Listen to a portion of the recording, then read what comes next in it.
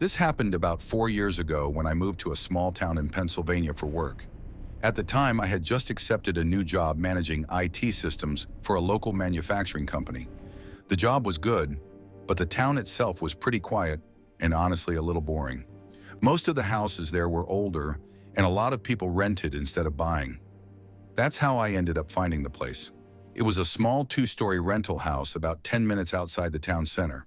The price was surprisingly cheap, which at the time felt like a great deal. The landlord was an older man named Robert. He seemed normal enough when I met him to see the house. The place looked decent. Old wooden floors, a small living room, kitchen, 2 bedrooms upstairs, and a basement. But when he showed me the basement door, and something immediately felt strange. The door was in the kitchen. It was a thick wooden door with a heavy deadbolt lock on it, and when Robert showed me the house, he never opened it. Instead, he just tapped the door and said something that stuck with me. He said, "Basement stays locked. No reason to go down there anyway." I remember asking him why. He kind of laughed and shrugged. "Old storage space. Nothing down there but pipes and junk." It seemed a little odd, but honestly, I didn't think much of it. Plenty of houses have unfinished basements. So I rented the place. The first week living there was completely normal. Work during the day, come home around 6, make dinner, watch TV, sleep. The house was quiet, almost too quiet sometimes, but the town itself was like that, so it didn't bother me. Then about 10 days after I moved in, I heard the first sound. It was late at night, around 1:30 a.m. I woke up suddenly to a noise coming from downstairs. At first I thought maybe it was the house settling or pipes moving. Old houses make sounds all the time. But then I heard it again, a dull thump, like something heavy hitting wood. I sat up in bed and listened. The house was silent for about 30 seconds. Then it happened again. Thump. And this time I realized something that made me fully awake. The sound wasn't coming from the walls, it wasn't pipes, it was coming from the kitchen. More specifically, from the basement door. For a moment I just sat there in the dark trying to convince myself I was imagining things. But then I heard it again, this time slower. Thump, like something on the other side of the door had just bumped into it. My heart started beating faster. There shouldn't have been anything down there. The landlord had said the basement was empty. I grabbed my phone and walked slowly out of my bedroom. The upstairs hallway was dark and quiet. Every step down the stairs felt louder than usual. When I reached the bottom, the kitchen was almost completely dark except for a little bit of street light coming through the window. And that's when I saw something that made my stomach drop.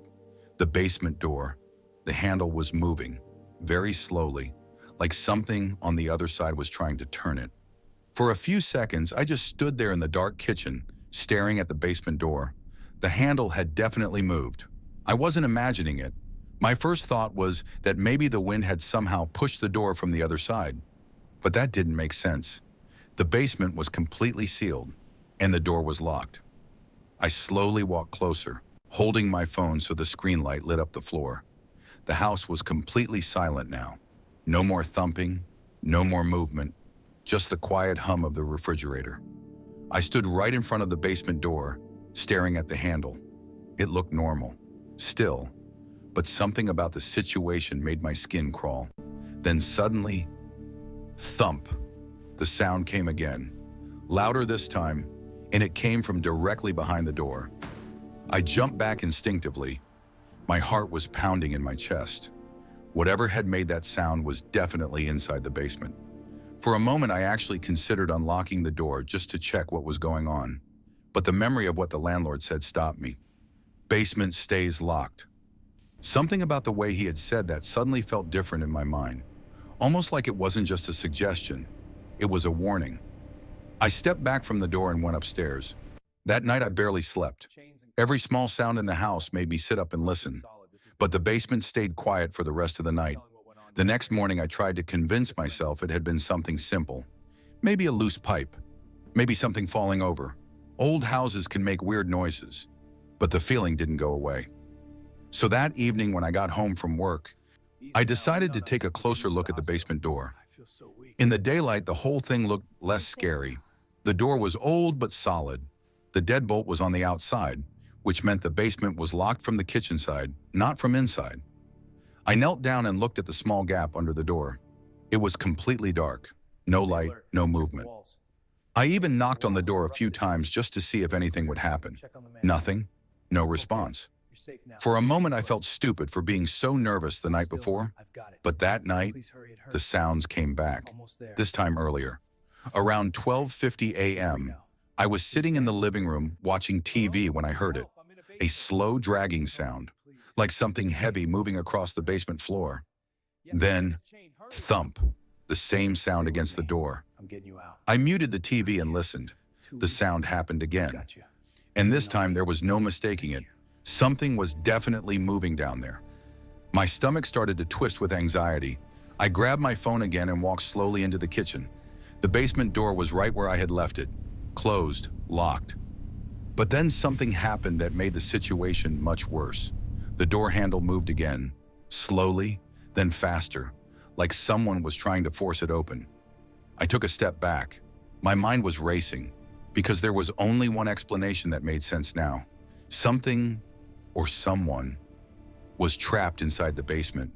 And then I heard a sound that made the blood drain from my face. A voice, very faint, coming from the other side of the door. At first I couldn't understand what it was saying, but after a few seconds, the whisper became clear. Hello? The voice sounded weak, almost desperate, and that's when I realized something terrifying.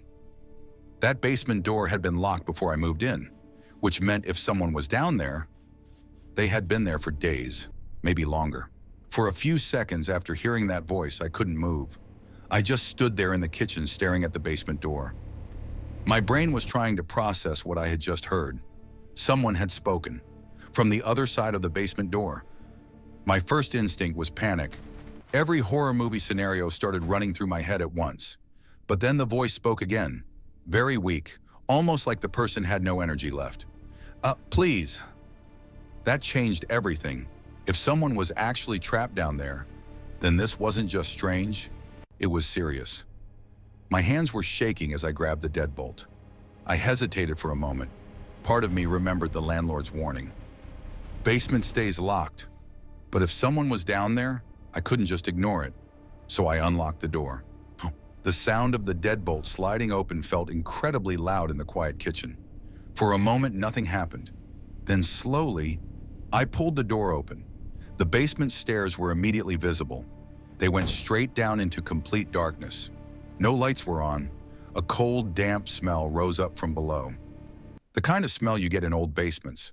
Mold, dust, and something stale. I used my phone flashlight and aimed it down the stairs. Hello? I called out.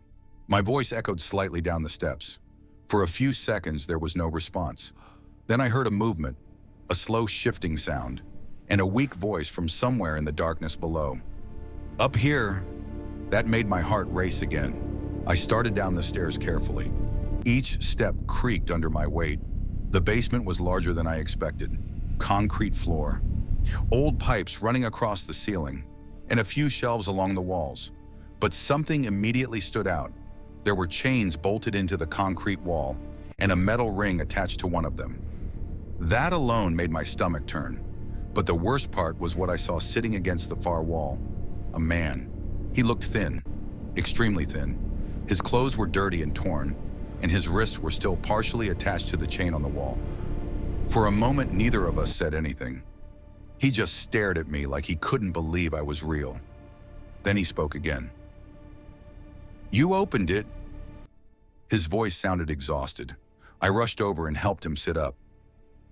Are you okay? I asked, but the question sounded stupid the second I said it. Of course he wasn't okay. The man explained between breaths that his name was Ethan. He had been traveling through the town about a week earlier. He said he had rented the same house, but the landlord had invited him to look at the basement storage area, and that's when everything went wrong. Robert had attacked him, knocked him unconscious, and chained him down there. When Ethan woke up, the basement door was locked again, and he had been trapped there ever since. My entire body went cold listening to this, because it meant something terrifying. The landlord knew exactly what he was doing, and I had been living in that house for 10 days, with someone locked in the basement the entire time. I immediately called the police. They arrived about 20 minutes later. Ambulance crews took Ethan to the hospital, and officers searched the basement. What they found made the situation even darker. The chains, in the locks, old restraints. It was clear this hadn't been a one-time thing. The landlord had been using that basement for something horrible. But the strangest part came the next day. When the police tried to find Robert, the landlord had disappeared. His phone was turned off, his car was gone, and no one in town had seen him since. The house was later searched more thoroughly, and investigators eventually discovered something even worse. The basement had soundproof insulation installed inside the walls, which meant no one upstairs would hear anything happening down there, even if someone was screaming. I moved out of that house the same week. I didn't want anything to do with that place ever again. But sometimes I still think about something Ethan told the police, right before they took him away. He said that the first few nights he tried screaming for help, but eventually he stopped, because he thought no one was ever going to open that door. And if I hadn't heard those sounds, if I hadn't unlocked that deadbolt, he probably never would have made it out. But the part that still keeps me up at night sometimes is this.